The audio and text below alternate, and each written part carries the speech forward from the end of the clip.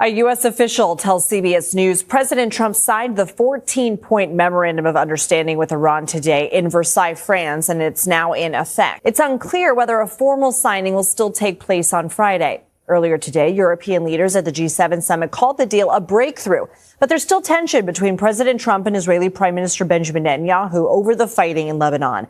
CBS News senior foreign correspondent MTS Tayyab has more. It's pretty lengthy remarks, and indeed in the question and afterwards. President Trump did mention Israel a few times, didn't speak about it at length, but what he did say was to reiterate some of the criticisms that he's been making of Israel in recent days, including his questioning of why Israel will, in his words, knock down buildings in Beirut over a drone from Hezbollah. Again, the president's words. Still, in saying that, he did say that he liked Israel as a partner and that this relationship with these two countries, of course, is incredibly rock solid. What's happening, folks? Dr. John here. So this is happening right now. Trump is desperately trying to secretly negotiate an end to the Iran war with a vaguely defined memorandum of understanding. But the details leaking out look terrible for him. Congress and the public are in the dark, and he's getting hammered from all directions while melting down on social media at 2 a.m., exposing his weaknesses as a negotiator and decision maker. According to reporting from CNN and other outlets, the MOU is so loosely written and so hidden from public view that lawmakers are saying that when the text is finally published, it's not going to dispel critics' fears that this is a bad deal. Why? Because key details on enforcement, timelines, and concessions are either completely missing or buried in secret side agreements that nobody can see. But again, questioned Israel's actions in southern Lebanon. And that's notable because from Iran's point of view, any deal with the U.S. would have to see the fighting in Lebanon end. Israel and Hezbollah, which is an Iranian proxy, have been engaged in pretty intense fighting, certainly in the last few months, and that is something that Iran wants to see an end to. Israel, of course, feeling very differently. Whatever the case, it has put the Israeli Prime Minister, Benjamin Netanyahu, in a very challenging position. Not only is he being criticized by his rivals, his allies have also been bitterly criticizing him, saying that none of his stated goals when this war was launched alongside the U.S. have been met, and that he needs to answer for that. Back to you. MTS Tayyab, thank you. Joining us now for more on the release of the Memorandum of Understanding is CBS News national security analyst Aaron McLean. He's also host of the School of War podcast. So, Aaron, some critics say this MOU favors the Iranians, given we know much more today than we did yesterday. What's your read on it? That's a deal that's so weak that it has to be kept secret from the American public. That's a massive problem, and it's one that Trump simply doesn't have good answers for. And it gets worse. Iran has publicly contradicted Trump's claims about the deal. According to reporting from Crescent International and other analysis, Iranian officials publicly said they would not sign the MOU on the day that Trump claimed they would sign it. They announced they would not be signing on the date Trump had publicly announced. They said there would be no in-person signing ceremony. They said there would be no trip for Vice President J.D. Vance to Iran, and they blamed Trump for constantly changing the text and making unreasonable demands. According to Iranian officials, yeah, it's a really extraordinary document, Lindsay. And I have to say, in the lead up to us actually getting the text, there's been a lot of discussion about whether or not this MOU will be comparable to President Obama's JCPOA. I think that question actually kind of misses the mark. It turns out now that we have the text, it is materially weaker than President Obama's JCPOA for the United States in several of its provisions, and Iran is in a much more advantageous position on whether it's Iranian control of the Strait of Hormuz, which the JCPOA did not certify, whether it's the implicit right of Iran to have an interest in Lebanon with Hezbollah, whether it's ultimate sanctions relief across the board for only concessions on the nuclear file. It compares actually unfavorably to the JCPOA. Okay, so the president says the U.S. doesn't need to get to Iran's enriched uranium because of how hard it is to get to. That they'll need equipment. They don't have the excavators, I guess. Is that believable to you? Well, it is true that the Iranian nuclear program has taken some pretty hard hits between the 12-day war, Operation Midnight Hammer last summer, and then obviously military operations in this most recent phase. So it's true that Iran is not exactly in a breakout position, and that highly enriched uranium is not going to be turned into a nuclear weapon, in a matter of days and weeks. They told Washington that Trump kept trying to add last-minute changes and that they simply refused to entertain his wish list. They told him either accept what was already agreed or there's no deal. And under that pressure, Trump was forced to agree to some really bad terms. He was forced to agree to release half of Iran's $44 billion in frozen assets without getting nuclear concessions up front. He got outmaneuvered, he lost the negotiation, and that's a devastating indictment of his supposed deal-making abilities. Here's what makes this absolutely humiliating. Trump has been signaling for months that he wanted an end to the war with Iran at almost any price. He said he wanted to end the war. He said he wanted to get out. He said he wanted to be done with the Middle East conflict. And Iran read those signals perfectly. Iran understood that Trump was desperate to get a deal done. So Iran hardened their stance. On the other hand, I think it's probably convenient for the United States to adopt this position, given that the Iranians are in no hurry to turn this highly enriched uranium over, and we don't appear to be in a position to demand it based on what we just agreed to in this MOU. So given that you think it's weaker than the JCPOA, I can guess what your answer is going to be here. But the memo only mentions nuclear weapons twice. So can the president say that the U.S. achieved its primary goal with this?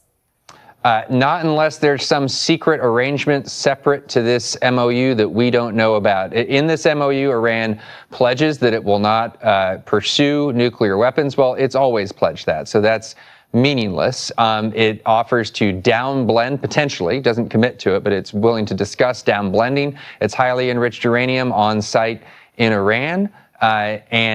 Finally, it's willing to discuss enrichment. And the president today indicated that he was actually open to some level of enrichment, having taken a position of a hard no on that for well over a year now. So it's an extraordinary climb down on a wide variety of fronts. Iran refused to budge on key issues. Iran forced Trump into a weaker and weaker negotiating position. And now Trump is being hammered from every direction. Congress is furious because they don't know what's in the deal. Fox News is criticizing him. A Fox host asked the most damaging question possible. If this deal is so good, why can't the public see it? If the MOU is such a tremendous agreement, why is it being hidden from the American people? What is Trump hiding? What is he covering up? And those are really good questions that Trump doesn't have good answers to. The Atlantic reported that Trump has effectively lost to Iran. They said that Trump signaled weakness, Trump signaled desperation, and Iran took advantage of that weakness. Iran forced Trump into worse and worse terms. Iran got Trump to release billions of dollars in assets with almost nothing to show for it. Trump didn't get a comprehensive rollback of Iran's nuclear program. Trump didn't get restrictions on Iran's regional activities. Trump just gave away money and got a vague secret deal in return. And then, according to various reporting, Trump had a complete meltdown at 2 a.m. as the deal started to fall apart. He went on social media. He started ranting. He started attacking critics. He started attacking the media. He had a full-blown 2 a.m. meltdown because the deal that he was trying to sign in secret was imploding in public. And all of that is being covered extensively and is being used as evidence that Trump is losing control. The whole situation started because Trump was desperate to get out of the Middle East. He kept saying he wanted to end the war. He kept saying he wanted to focus on other things. He kept saying he wanted to normalize relations with Iran. But he wanted to do it quietly. He wanted to do it without the American public knowing what he was giving up. So Trump and his team started secret negotiations with Iran. And for months, these negotiations were kept completely hidden from Congress and from the public. Trump didn't want oversight. Trump didn't want criticism. Trump just wanted to negotiate a deal. But the problem with doing things in secret is that eventually people find out. And when they do, the secrecy itself becomes a scandal. According to CNN, when details of the MOU started to emerge, the text was so vague and so loosely written that it immediately stirred up a major political storm. Lawmakers on both sides of the aisle started demanding to see the full agreement. They started asking questions about what Trump was giving away. They started pointing out that key details were missing. How would the deal be enforced? What were the specific timelines? What exactly were the concessions that Trump was making? And Trump couldn't answer those questions because the deal was so poorly written that even he probably wasn't sure. The big problem was that while Trump was trying to negotiate, Iran was publicly rejecting his claims and refusing his demands. According to reporting, Trump was trying to add last-minute changes to the text. He was trying to add conditions that hadn't been agreed to before. He was trying to strengthen the deal at the last minute. But Iran refused. Iran said no. Iran said, if you keep changing the terms, then there's no deal. And Trump backed down. Trump accepted Iran's terms. And the terms that Iran forced Trump to accept were really bad. Trump had to agree to release $24 billion in Iranian assets. He had to agree to sanctions relief. He had to do all of this without getting comprehensive nuclear concessions from Iran in return. It was a lopsided deal. It was a bad deal. And it was a result of Trump being a weak negotiator who signaled desperation. According to The Atlantic, Trump had been signaling since mid-March that he wanted an end to the war at almost any price. He kept saying publicly that he was tired of the Middle East. He kept saying that he wanted to focus on other things. And Iran read those signals perfectly. Iran understood that Trump was desperate. Iran understood that Trump would probably accept a bad deal just to say he ended the war. So Iran hardened their position. Iran refused to budge. Iran forced worse and worse terms. And Trump, desperate to get a deal done, kept accepting those worse terms. He kept compromising. He kept giving ground. He kept hoping that eventually Iran would sign. But Iran never seemed satisfied. Iran never seemed ready to actually complete the deal. And as the negotiations dragged on, and as Trump's desperation became more obvious, the deal got worse and worse for the United States. According to reporting, Trump's decision to start this war and then negotiate a bad peace deal also had economic consequences.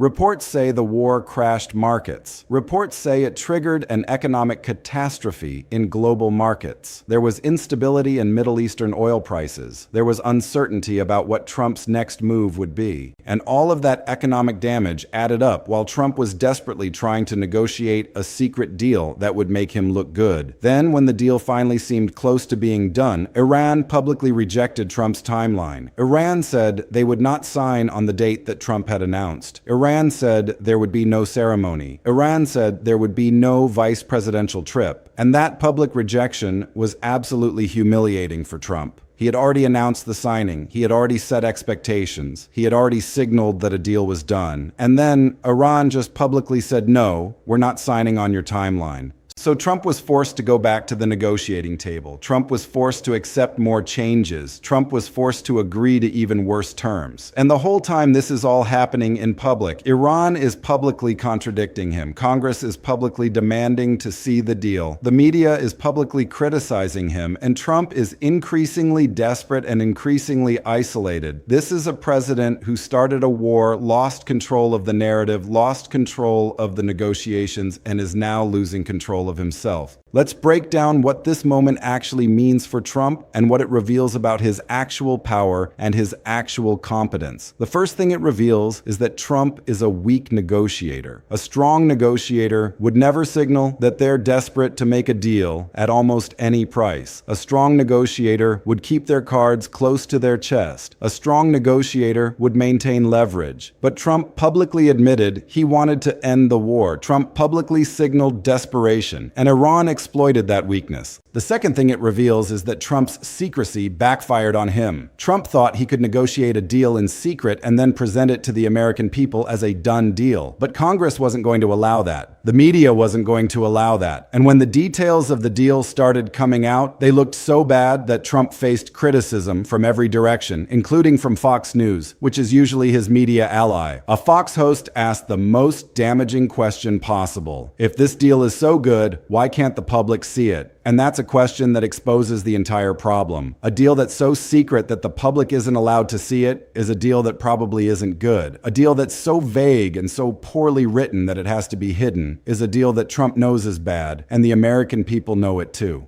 The third thing this reveals is that Trump's entire negotiating approach was backwards. He spent months signaling weakness. He spent months saying he wanted to get out. He spent months making it clear that he would accept almost any deal. And then he tried to suddenly act tough and make last-minute demands. But by then it was too late. By then Iran had all the leverage. By then Trump had already shown his cards. So Iran just refused his demands and Trump had to back down. The fourth thing this reveals is the economic implications. This war that Trump started crashed the markets. It created economic instability. It created uncertainty in global financial markets. And now Trump is trying to end it with a bad deal that's going to make him look weak internationally. The whole thing is a disaster. Trump started a war that hurt the economy. He's ending it with a bad deal that makes him look weak. And neither the war nor the deal are popular. The fifth thing this reveals is the credibility damage. Trump is supposed to be a strong deal maker. He's supposed to be someone who always wins. He's supposed to be someone who outnegotiates his opponents. But with this Iran MOU, he got outnegotiated by Iran. He got forced to accept worse and worse terms. He got humiliated when Iran publicly rejected his timeline. He got criticized by Fox News, and he got hammered by Congress. That's not the image of a strong deal maker. That's the image of a weak negotiator who got rolled. The sixth thing this reveals is about the meltdown and what it reveals about Trump's mental state. According to reporting, Trump had a complete 2 a.m. meltdown as the deal was collapsing. He went on social media. He started ranting. He started attacking people. And that kind of behavior at 2 in the morning is evidence that he's losing control. It's evidence that he's panicking. It's evidence that he's desperate. And that kind of behavior undermines his image as someone who's always in control and always winning. What we're looking at is a situation where Trump desperately wanted to win. He wanted to be able to say that he ended the war with Iran. He wanted to be able to take credit for normalizing relations. But instead, he's been humiliated. He's been outnegotiated. He's been forced to accept a bad deal. He's been criticized by the media. He's been questioned by Congress. And he's melting down at 2 in the morning on social media. That's the kind of situation that exposes Trump's actual weaknesses.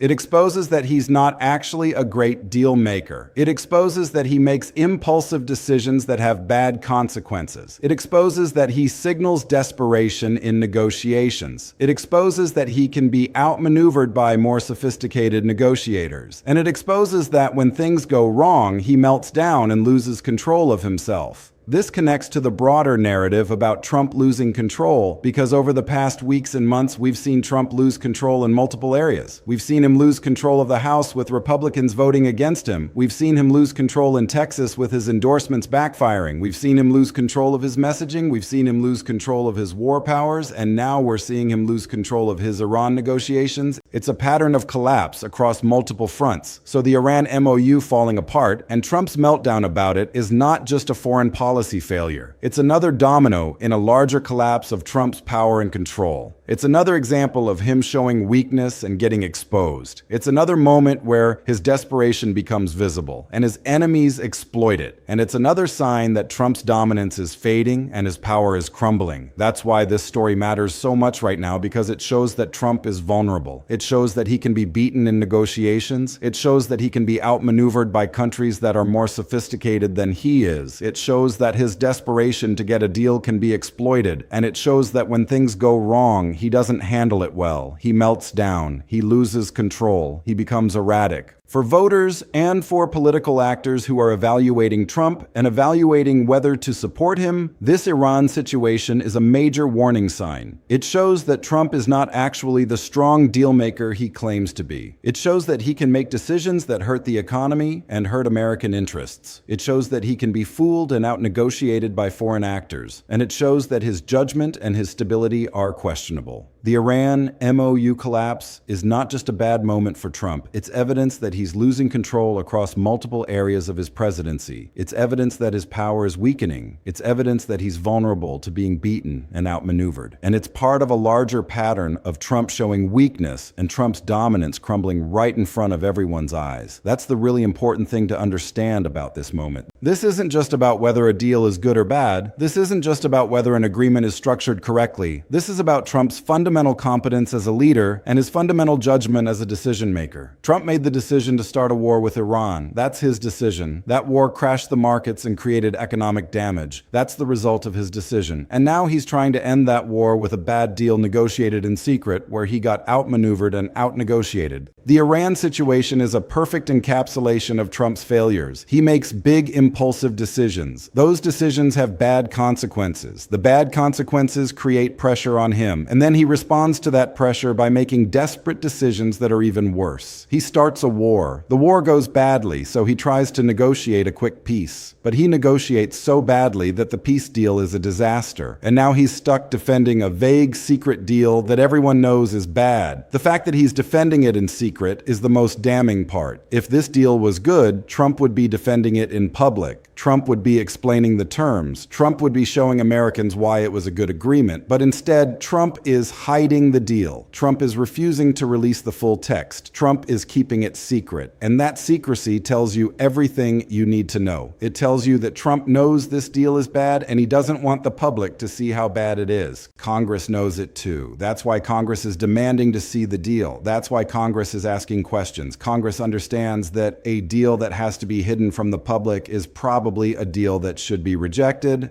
Congress understands that a president who signs a deal in secret is a president who's hiding something, and Congress is not going to allow that. Congress is going to demand transparency. Congress is going to demand to know what's in the agreement. And Congress is going to be very skeptical of any deal that Trump signed without their input. This is where Trump's broader weakness in Congress becomes relevant, because Trump already has a weakened position in the House. House Republicans are already voting against him. House Republicans are already defying him. So when Trump tries to push through a bad secret deal with Iran, Congress is going to be very skeptical. Congress is going to demand details. Congress is going to push back. And Trump is not going to have the political capital to overcome that resistance. The Iran MOU is not just a foreign policy problem. It's a political problem. It's a problem that exposes Trump's weakness across multiple dimensions. It exposes his weakness as a negotiator. It exposes his weakness as a decision maker. It exposes his weakness in Congress. It exposes his weakness in controlling the narrative. And it exposes his tendency to panic and melt down when things go wrong. For the broader public, this Iran situation is a lesson in what a weakened, desperate Trump looks like. It's a lesson in how he makes bad decisions under pressure. It's a lesson in how he tries to hide those bad decisions from the public. It's a lesson in how he signals weakness in negotiations and gets outmaneuvered. And it's a lesson in how he responds to criticism and failure by melting down and losing control of himself. As this situation develops, and as Congress demands more information and as more details about the MOU come out, we're going to continue to see Trump's position weakening. We're going to continue to see him getting isolated. We're going to continue to see him melting down and losing control. And each of those developments is going to further undermine his credibility and his authority. That's how a president loses power. Not all at once, but gradually through a series of failures and bad decisions and desperation moves. Trump's dominance is eroding. His credibility is crumbling, his political capital is disappearing, and the Iran MOU is just the latest example of that broader pattern of collapse. Looking at the timeline of this whole situation, it's almost absurd how badly Trump mishandled it. For months, Trump was quietly negotiating with Iran. Nobody knew about it. Congress didn't know about it. The media didn't have details about it. And Trump was probably thinking that he could negotiate this deal in complete secrecy and then just announce that he'd done it and take credit for ending the war. But that's not how diplomacy works in a democracy. In a democracy, Congress has a role to play. Congress has to approve major agreements. Congress has to have input. Congress has to provide oversight. And when Trump tried to circumvent that process and do it all in secret, he created exactly the kind of backlash and suspicion that he was trying to avoid. By keeping the deal secret, he made people suspicious of it. By keeping Congress out of the loop, he guaranteed they would demand to see it when it finally came out. The more people looked at the deal, the worse it looked because the deal was so vague that it couldn't withstand any scrutiny. Key enforcement mechanisms were missing. Key timelines were absent. Key restrictions on Iran's nuclear activities were weak or non-existent. And all Trump had to show for it was the release of $24 billion in Iranian assets. That's a bad deal no matter how you look at it. The fact that Trump signaled he wanted an end to the war at almost any price is the worst part, because that's the kind of signal that destroys a negotiating position. When you tell your opponent that you're desperate and that you'll accept almost any deal, you've already lost. You've already shown all your cards. And Iran understood that. Iran took advantage of that. And Iran forced Trump into worse and worse terms. The Iran MOU represents the worst of Trump's decision-making. It represents his impulsiveness. It represents his desperation. It represents his poor judgment. It represents his tendency to make big decisions without proper oversight or input. And it represents his ability to be out-negotiated and outmaneuvered by more sophisticated actors. As this situation continues to unfold, all of those weaknesses are going to become more and more obvious to the public and to Congress. The war started crashing markets. It triggered economic catastrophe in global markets. There was instability in Middle Eastern oil prices. There was uncertainty about what Trump's next move would be. All of that economic damage added up while Trump was desperately trying to negotiate a secret deal that would make him look good. And when the deal finally seemed close to being done, Iran publicly rejected Trump's timeline. Iran said they would not sign on the date that Trump had announced. Iran said there would be no ceremony. Iran said there would be no vice presidential trip. That public rejection was absolutely humiliating for Trump. He had already announced the signing. He had already set expectations. He had already signaled that a deal was done. And then Iran just publicly said, no, we're not signing on your timeline. So Trump was forced to go back to the negotiating table. Trump was forced to accept more changes. Trump was forced to agree to even worse terms. And the whole time, this is all happening in public. Iran is publicly contradicting him. Congress is publicly demanding to see the deal. The media is publicly criticizing him. And Trump is increasingly desperate and increasingly isolated. This is a president who started a war, lost control of the narrative, lost control of the negotiations, and is now losing control of himself. The Iran MOU falling apart and Trump's meltdown about it is not just a foreign policy failure. It's another domino in a larger collapse of Trump's power and control. It's another example of him showing weakness and getting exposed. It's another moment where his desperation becomes visible and his enemies exploit it. And it's another sign that Trump's dominance is fading and his power is crumbling. The secrecy, the desperation, the bad negotiation, the public humiliation, the 2 a.m. meltdown, the criticism from Fox News, the demands from Congress, all of it paints a picture of a president who is losing control of his presidency. And that's the real story here. Not just that a deal fell apart, but that a president who was supposed to be a master negotiator got completely rolled in a negotiation that he desperately needed to win. Trump started a war that he couldn't win. He tried to end it with a deal that he couldn't negotiate. He tried to keep the whole thing secret because he knew it was bad. And then he melted down when it all fell apart. That's not the behavior of a strong leader. That's the behavior of someone who is losing control and doesn't know how to get it back. And as this situation continues to develop, we're going to see more of that desperation, more of that weakness, and more of that loss of control. The Iran MOU collapse is a defining moment for Trump's presidency. It reveals his fundamental weaknesses as a negotiator and as a leader. It shows that he can be outmaneuvered by foreign powers. It shows that his impulsiveness leads to bad decisions. It shows that his secrecy creates scandals. And it shows that when things go wrong, he doesn't handle it with grace or composure. He melts down, he attacks, he loses control. That's the picture that's emerging from this situation. And it's a picture that's going to be very difficult for Trump to change. The damage is done. The weakness has been exposed. The control has been lost. And now all that's left is to watch as the consequences of this failure continue to unfold.